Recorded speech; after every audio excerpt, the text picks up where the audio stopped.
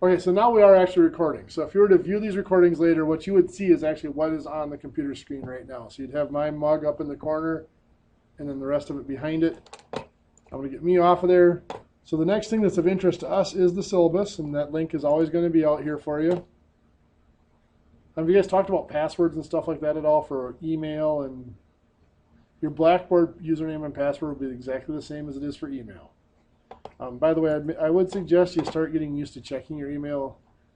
It'd be nice if you did it once a day, but at least 2 or 3 times a week, because all of your official mail from the college is going to be coming through email from now on. You're not going to get much in your regular mail in your mailbox at home.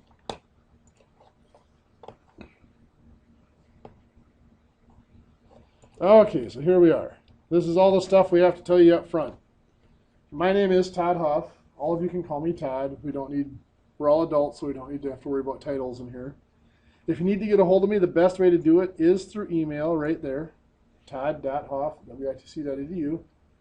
I check my email at least a couple times a day, so that's probably the quickest way to get a hold of me. I have computers in the room here, so I can check it right here. If you can't get to a computer and you have to call, I'm at the regular WITC phone number, and the extension is 5361. Come on in. Okay, so like I said, if you have to call, you can call and leave my extensions as 5361. You can leave a voicemail, and I do check my voicemail at least once a day, but it's a little bit slower than email for me. I don't go up to my office very often. So if you ever need to find me, my office is up in our office area up here, but the best place to find me is usually in here, unless there's another class in here, and there are 6 or 7 hours a week where there is another class in this room. If there's not another class in this room, I'm usually in here if I'm in the building or wandering around the hallway somewhere. Where and when you guys are here, so you know where the class is and when it meets, so I don't need to go over that. We have the long class today, the 2-hour class today, then it's just 1 hour a day for the next few days after that. Course description, I'll let you read through that on your own whenever you want to. This is mostly an arithmetic course. We do have algebra in it. We'll get into some light systems of equations and stuff like that. Things that are useful for construction and for the trades. Next semester we get into more of the trigs and the trig and the geometry and all that stuff. We do some area calculations and stuff like that in here as well. Some more applied geometry on this in this first semester. Things that you need, we've already looked at the textbook, and you guys have the textbook, and you have the supplement with it. Other things, it says highly recommended that you have a scientific calculator. I will put it to you bluntly. You might survive the fall semester without a calculator. It'd be very, very difficult. You would not make it through spring semester without one. There's absolutely no way you'd make it through trig without a calculator. I get asked every year, can I use my cell phone calculator? It'll do some of the stuff you want it to do, but it's not going to be adequate. It's much better just to spend the 10 or 12 bucks and go get a good. The one I usually recommend is the Texas Instruments. In fact, I think I have one up here. I do still have one. The Texas Instruments TI-30 is about the best one out there. Spend the extra buck or two, get solar. That way you don't have to worry about the batteries running dead. The batteries are like 6 or 7 bucks, and the calculators are only 12 or 13.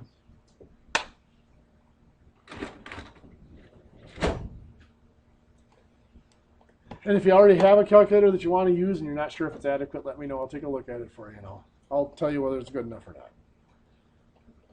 Okay, so the competencies for the course. There's the list right there. We have 10 major competencies for the course. That doesn't mean that's the only things we're going to talk about. We will talk about some applications specific for woods and for construction and trades and stuff like that. We might look at some specialty things like the framing square and stuff like that. How does math apply to the use of the framing square? Just to make things a little more relevant for you. But those 10 competencies, 10 topics there are the basic topics of the course. If you're looking through that list and you're thinking, I really already know everything on there and I know it well, there are a couple of options for you. First of all, if you've had any other college level math classes, there's a chance that might transfer for credit. So if you have that, let me know and I'll take a look at it for you. Second possibility is there's a test out procedure. if you're looking at this and you're just absolutely sure you know all those concepts and you're very good with them, you can take a test. Now, there is a fee to attempt the test out. It's $20 per credit. So since this is a 3-credit class, that would be $60 to attempt the test out. If you take the test and you pass it, you get 80% or better, well, then you would get a refund for your tuition for the class, which is right around $400, maybe a little bit more. And then you'd have this hour free every day. If you don't get 80% on the test out, you lose your $60 and you're stuck back in here. So it's a win-win situation, right?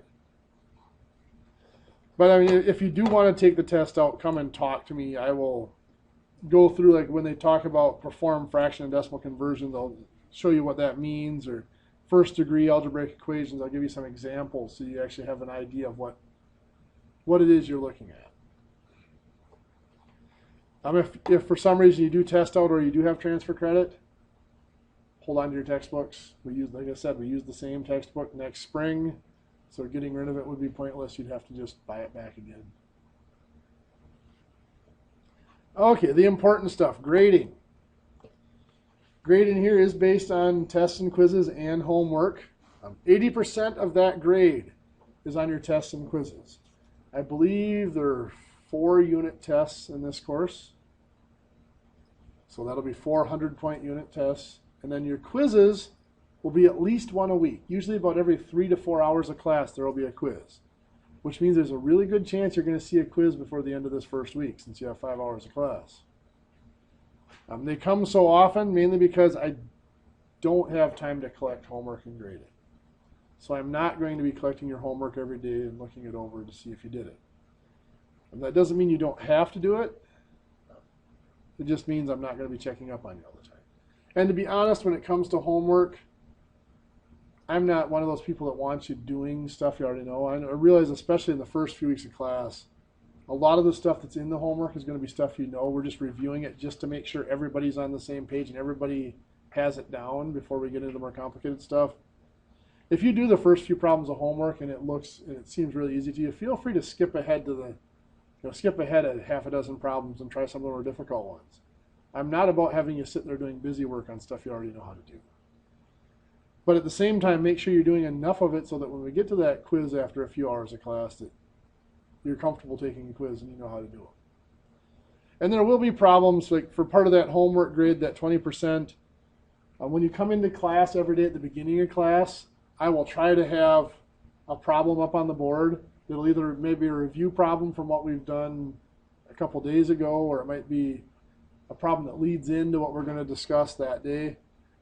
Come in, sit down, and start working on that problem.